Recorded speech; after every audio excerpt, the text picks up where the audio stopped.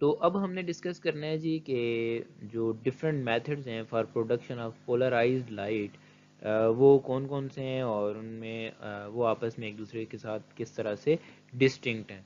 तो सबसे पहला मेथड है हमारे पास सिलेक्टिव एब्जॉर्प्शन मेथड।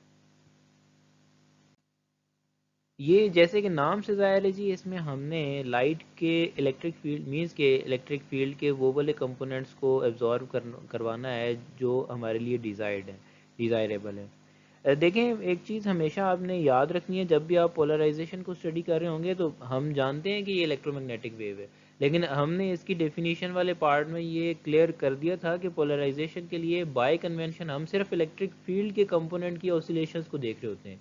मीन्स वो किस डायरेक्शन में ऑसिलेट करके आ रहे हैं वो वाले हमने देखने हैं, और उनमें से कौन सी हमारे लिए डिज़ायरेबल है। वो जस्ट अगर वो वाला प्लेन हमारे पास प्लेन ऑफ वाइब्रेशन हमें रिसीव हो रहा है तो हम कहेंगे कि ये लाइट पोलराइज लाइट है। अब यहाँ पर जितनी भी एरोस शो हो रहे हैं इनके साथ इनके अपने परपेंडिकुलर मैग्नेटिक फील्ड के कंपोनेंट्स होंगे, लेकिन वो मैं यहाँ पे शो नहीं कर रहा। तो यहाँ पर हर एरो इलेक्ट्रिक फील्ड को शो कर रहा है, ठीक है जी, हर एक स्पेसिफिक। तो ये हमारे लिए एक प्लेन ऑफ वाइब्रेशन ये हो जाएगा, एक प्लेन ऑफ वाइब्रेशन हमारे लिए ये हो जाएगा, एक प्लेन ऑफ वाइब्रेशन हमारे लिए ये ई वाला हो जाएगा, और एक हमारे पास ये वर्टिकल प्लेन ऑफ वाइब्रेशन हो जाएगा। अब आगे हमने सिलेक्टिव एब्जॉर्प्शन है ना जी, तो हमने इस तरह की स्लिट्स बना रखी हैं कि इसमें से सिर्फ ये वर्टिकल प्लेन वाला इलेक्ट्रिक फील्ड का कंपोनेंट ही पास कर सकता है, बाकी नहीं कर सकेंगे।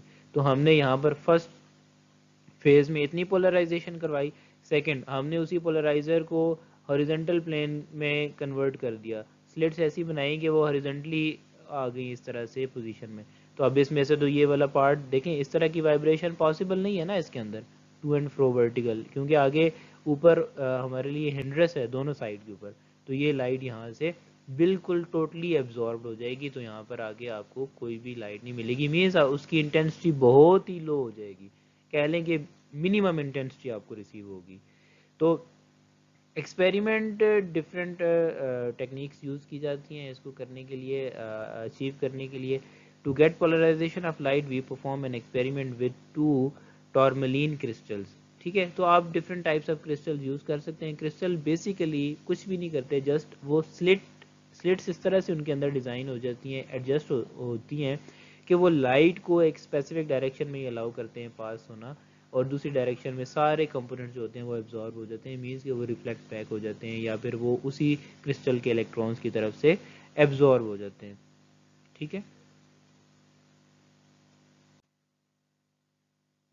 अब कुछ पिक्चर्स की मदद से इस चीज़ को, इस इफेक्ट को अंडरस्टैंड करते हैं। सबसे पहले मैं आपको, जिस तरह हम रोप में ये वेव्स क्रिएट करते हैं ट्रांसफर्स, वो वाली पिक्चर उस पर हम डिस्कशन करते हैं।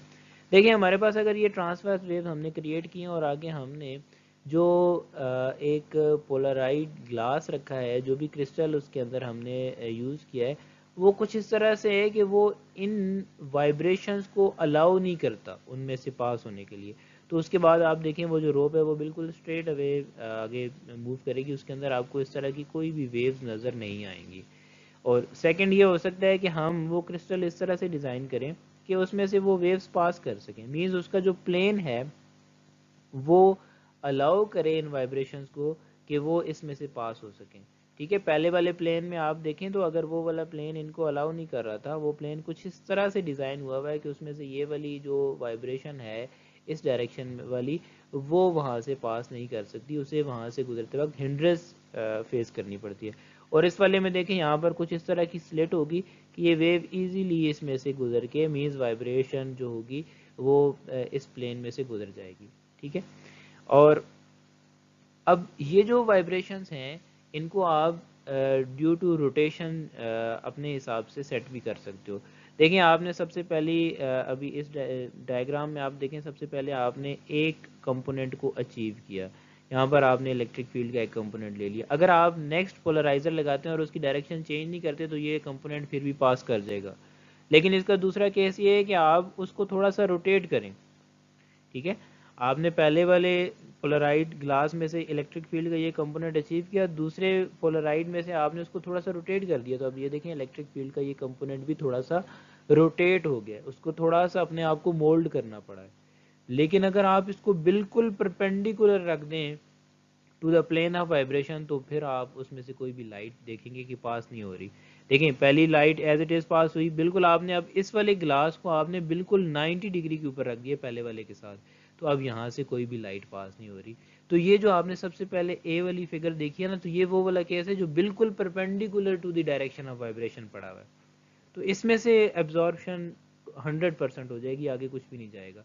और पहले वाले और यहाँ पर ये जो स्मॉल ए वाला केस है, इसमें देखें आपके पास बिल्कुल पैरेलल है वाइब्रेशन, तो ये इजीली गुजर जाएंगे।